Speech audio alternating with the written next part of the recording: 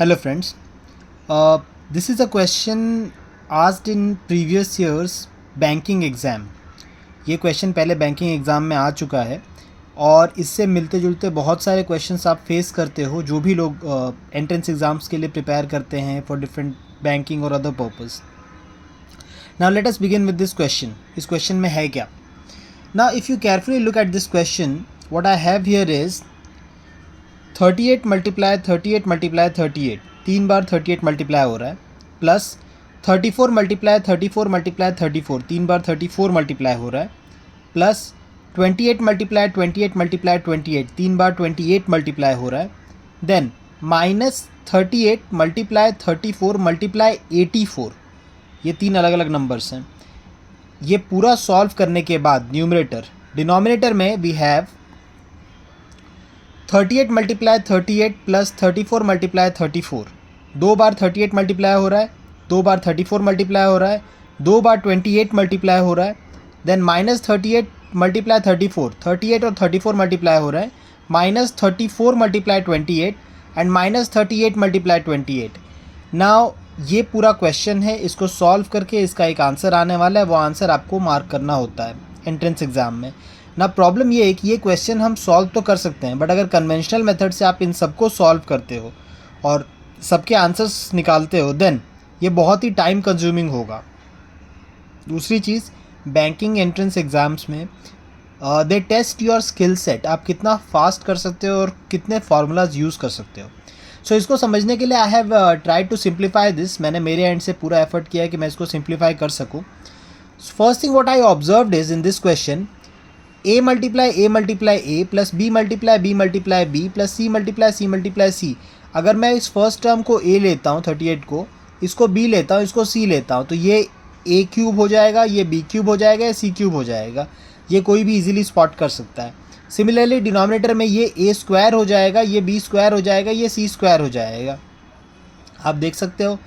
Third term में मैंने minus 3abc क्यों लिया है? रीज़न लेने का ये है कि मैंने ऑब्ज़र्व किया a है, b है मेरे पास, जो मैंने टर्म लिया है a मेरे पास है, b मेरे पास है, बट ये c नहीं है. 84 लिखा हुआ है 28 की जगह.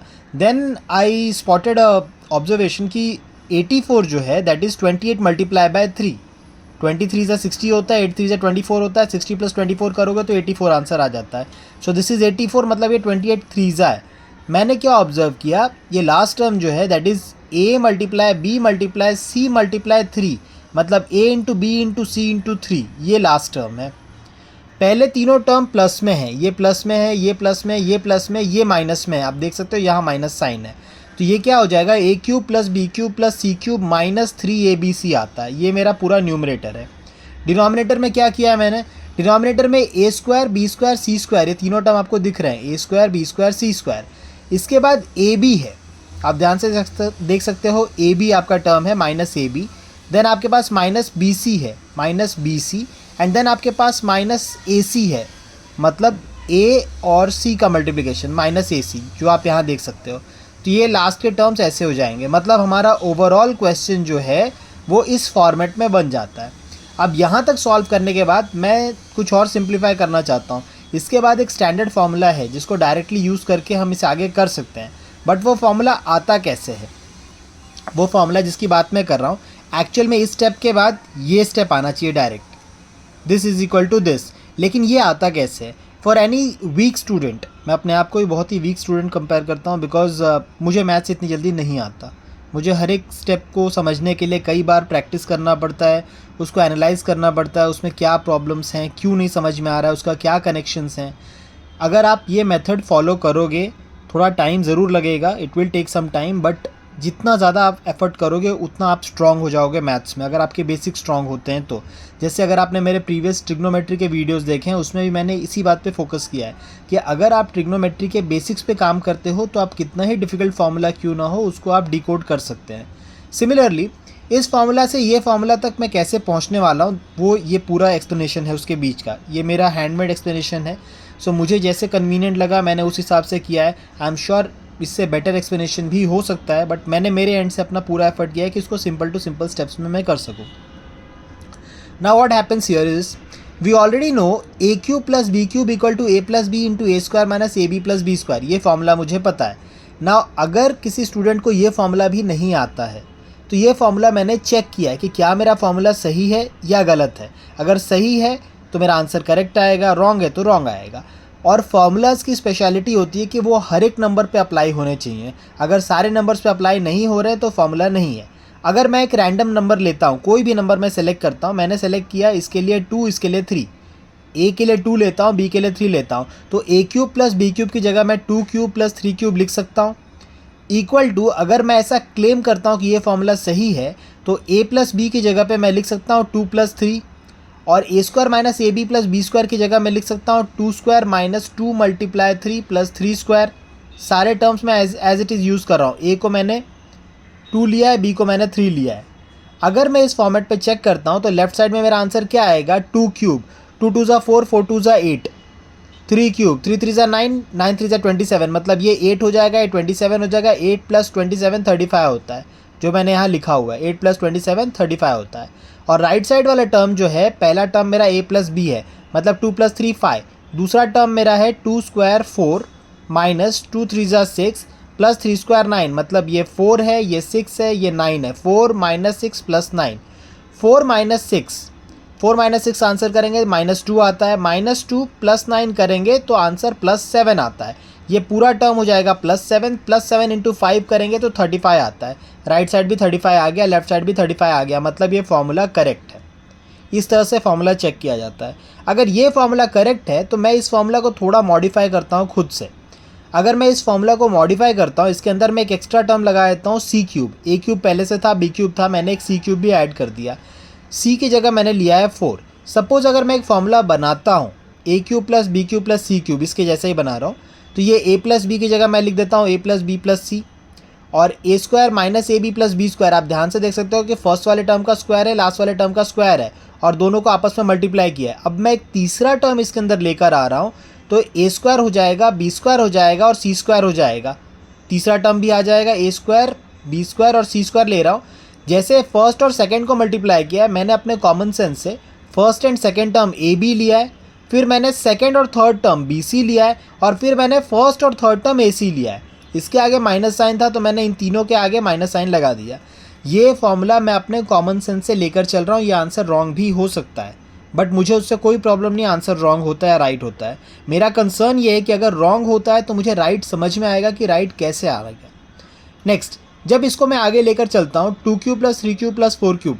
2 क्यूब का मतलब होता है 2 2 ज़ा 4, 4 2 ज़ा 8 आंसर आएगा। 3 क्यूब का मतलब 3 3 ज़ा 9, 9 3 ज़ा 27 आएगा। 4 क्यूब का मतलब 4 4 ज़ा 16, 16 4 ज़ा 64 आता है। यहाँ पर जो टर्म है 2 प्लस 3 प्लस 4, 2 प्लस 3 5, 5 प्लस 4 9 आ जाता है। ये जो टर्म्स हैं, आप सबसे रिक्वेस्ट है जो भी ये टर्म देखते हैं बहुत ही केयरफुली इसको कैलकुलेट करना है। 2 स्क्वायर का मतलब 2 स्क्वायर 4 हो गया, फिर माइनस ए बी मतलब 2 इंटू 3, मैंने ए और बी 2 और 3 लिया, आप देख सकते हो यहाँ पे, तो 2 3 ज़ा 6 हो गया। बी सी की जगह 3 4 ज़ा 12 हो गया, और ए सी की जगह 2 4 ज़ा 8 हो गया। सारे टर्म्स पहले ही मैंने मेंशन कर दिया मैंने क्या लिया यहाँ पे। लास्ट में आता है बी स्क्वायर और सी स्क्वायर। जैसे यहाँ पे बी स्क्वायर था, यहाँ पे एक एक्स्ट्रा टर्म सी स्क्वायर आ रहा है, 3 स्क्वायर और 4 स्क्वायर। अगर मैं इन सबको यूज़ करता हूँ तो आंसर क्या आएगा, 2 प्लस 3 5, 5 प्लस 4 9, ये 9 आ गया।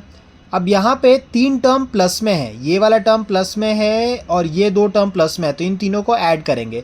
2 स्क्वायर 4 हो गया, 3 स्क्वायर 9 हो गया, 4 स्क्वायर 16 हो गया। 4 प्लस 9 प्लस 16 को एक साथ ऐड करेंगे। 3 टर्म माइनस में है, ये माइनस में है, ये माइनस में है, ये माइनस में है। -2 3 ज़ा -6, -12 आएगा इसका, और इसका आएगा -8, -6 -12 -8। प्लस वालों को एक साथ रखना है, माइनस वालों को एक साथ रखना है, ये तीनों ऐड होंगे और ये तीनों भी ऐड होंगे।